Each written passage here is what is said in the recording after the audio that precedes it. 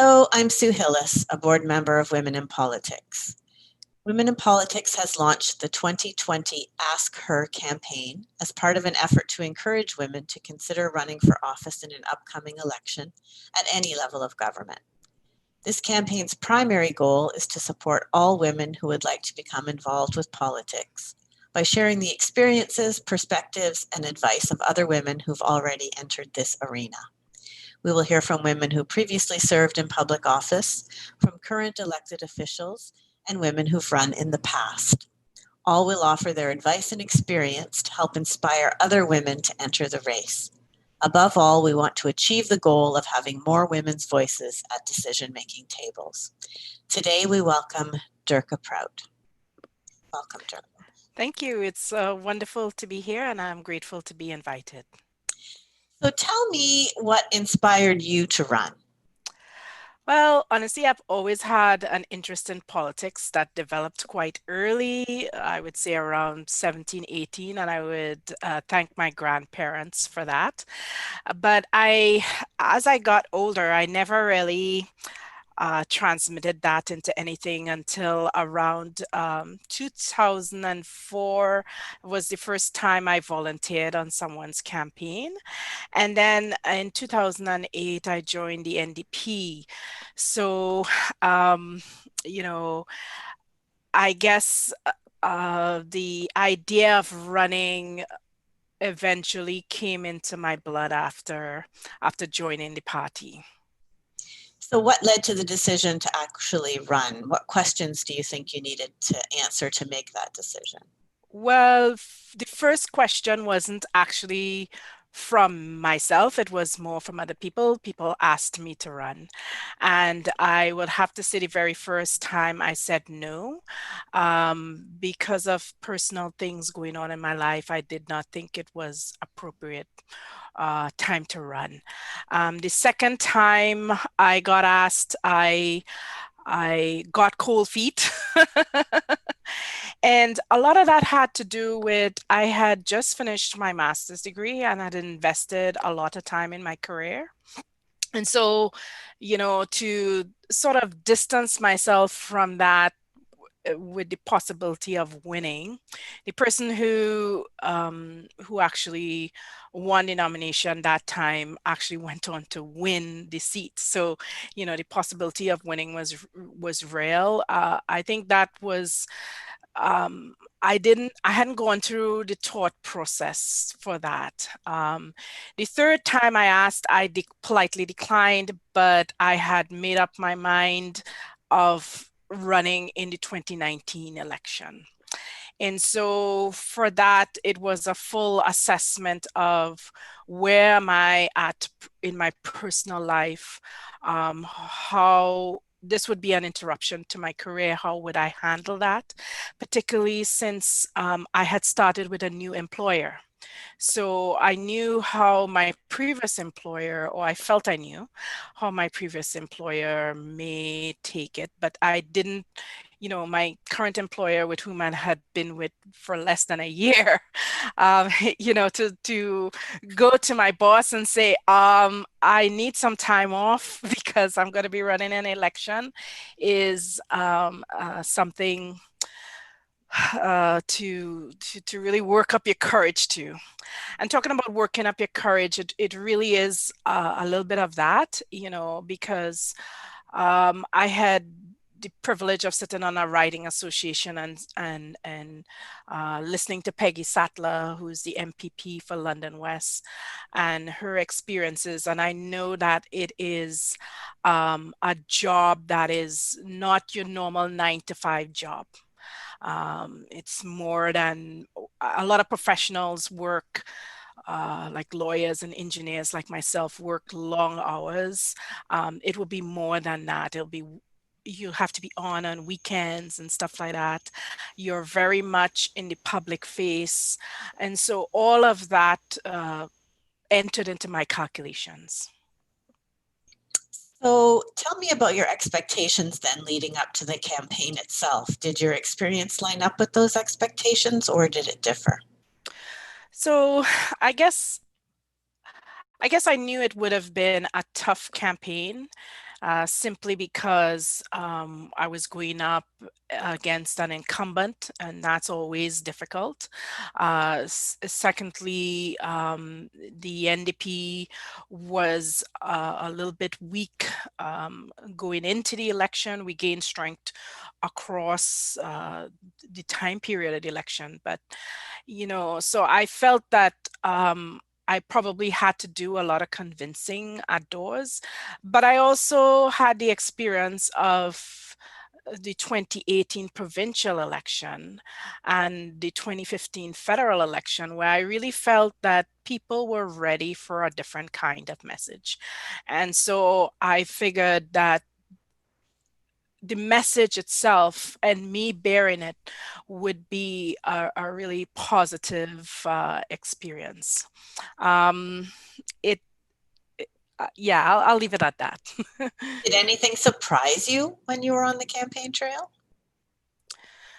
um, I think I think one of the things that was different, I mentioned that I had been involved in previous campaigns as a canvasser, doing things like handing out flyers where there was very little contact with people, but from time to time people would make comments. But as a canvasser, that's when you engage at the door. But when you're the candidate, it's the thing that struck me is how people opened up about some problems that I thought were fairly personal, but they needed to know because they needed me to know because they really needed assistance. They really needed help. They really needed a solution. And sometimes they were working through it. Some of the problems that they had a provincial component, so they were in touch with the London North Centre MPP Terence Kernahan, and he was providing them with solid help.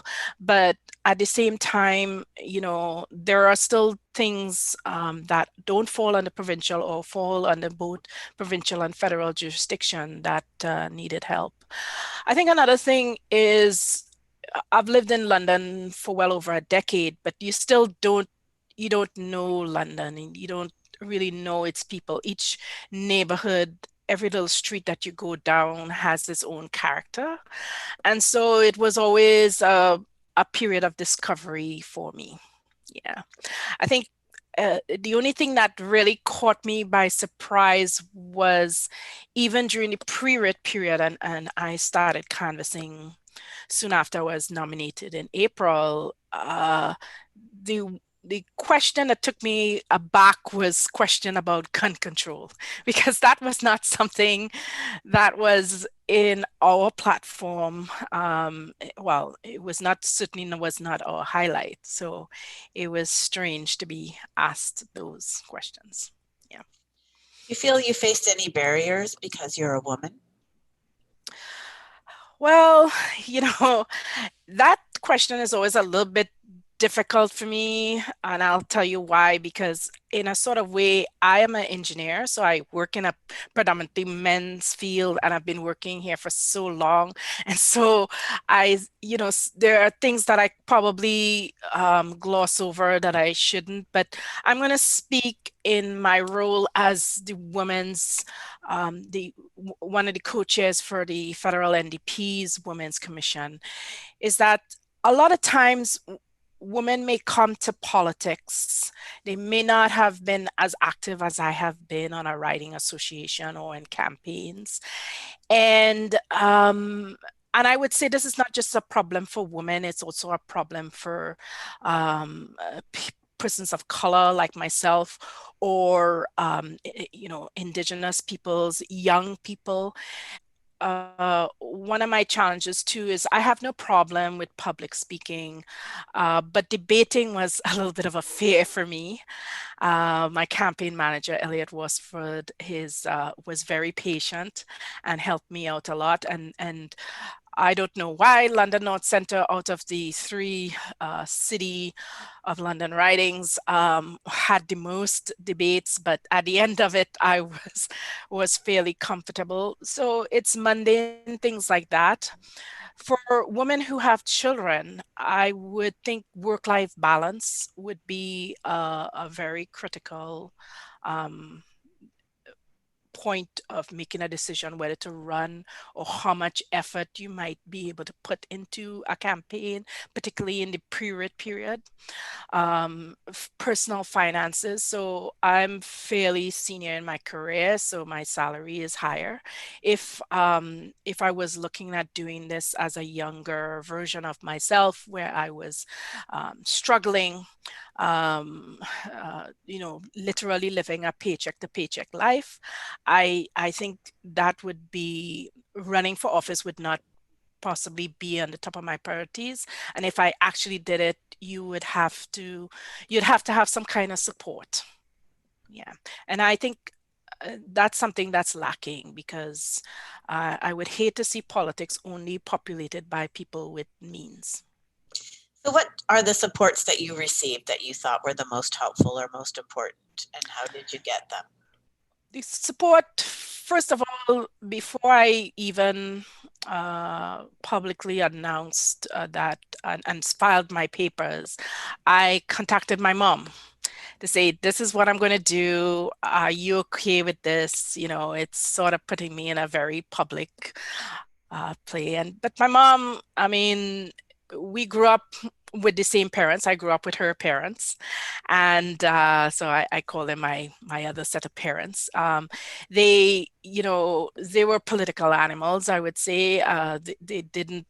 Um, they weren't to the extent that I am, but certainly they influenced my decision, and my mom was great with that. My partner Morris, he also was very supportive, and so I didn't have to worry as much about things like housework and things and meals. He loves to cook, so he helped with that. Another thing that I would say in the lead up to me wanting to even seek the nomination is that I had some cheerleaders. I want to shout out Helen Reardon, who is on the Women's Events Committee. She and some other women that belong to London North Centre kind of championed my cause. And so knowing that you have people in your corner really, really helps. And you found it difficult, I'm sure, with the fundraising piece you mentioned, because that's a huge support system. That's a challenge, and more so, Yes. I think, for a lot of women to Yeah. get that kind of network started. Yeah. And so I would expect, I mean, even though I'm a professional, I'm a daughter of immigrants. Most of my close associates, a significant amount of them are also immigrants, and a lot of them are also working class. So, that limits probably the amount you bring. I know of candidates who have deep pockets, but I would see that other immigrant women or other women of color or come from lower class might have that challenge, and it, I think it's overcome by the message and by people believing in you. So that's on your personal sense, but in the wider sense, people donating to your campaign. I felt that the things we were promoting, um, more affordable housing or housing is as a human right per se, um, uh, bringing an end to the opioid crisis, things like this really resonated with people, making sure that people paid their fair share with taxes, bringing in a wealth tax so that we can fund urgently needed social programs like dental care, pharmacare, things like that really resonated at the door. And so that also led to donations as well. So making sure that I would never ask someone, and I myself wouldn't run for a party were it not aligned with my values. And I think that makes you an excellent ambassador for those values. And uh, through that, the fundraising will come in.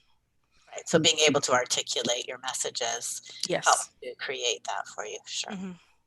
So what advice or guidance would you offer a woman who's just starting to think about running for political office?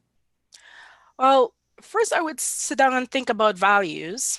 And so there are some people who probably come to it really clear about what party you stand with, which was my case. Um, I figure for some people it's not that, and also where your interests lie. So there are a lot of people who are more interested in the things that are closest to them, like making sure we have efficient garbage pickup, and that includes green bins, let's say, having more cycling lanes, um, uh, you know, um, making sure our stock of affordable housing is properly looked after and renewed.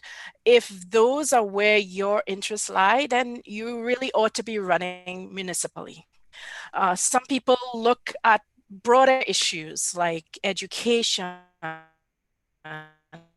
um, uh, the sort of energy systems we're using, things like that, then perhaps provincially is where you ought to be looking. If your ideas and your thinking is national and international in scope, and you want to see broad public policy, then federal. So certainly an examination of where your interests lie with respect to the level of government is really important. For some people, it may be a strategy too. If you want to get to a certain level of government, but feel like running provincially or federally is too much, then maybe, I took a kind of test run running for a position inside my provincial executive, or they could just run municipally on school board like that is important. But before you even get to running, which was your actual question, um, I think you have to do an examination, not just of your values. Think about personal your personal situation. Do you have support at home? That is very critical, I believe, for women, right?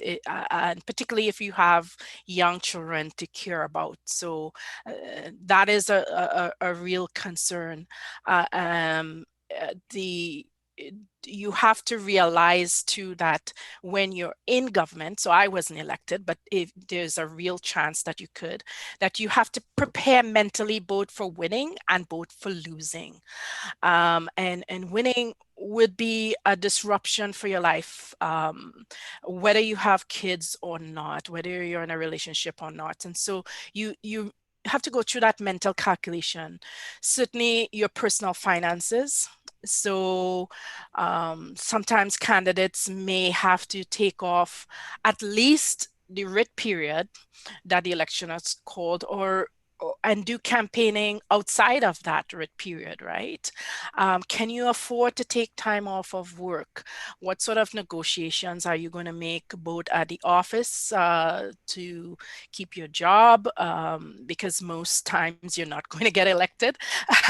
And what kind of negotiations are you going to make at home with your spouse or your loved ones and the people that depend on you? So it has to be a really carefully thought out decision, and always make sure you have, I think emotional support is one of the biggest things, and people who can, frankly, you feel comfortable with hearing some feedback that may not be positive about yourself, because at the end of the day they want to see you performing at your best and uh, give a full representation of yourself. And so be open to criticism as well.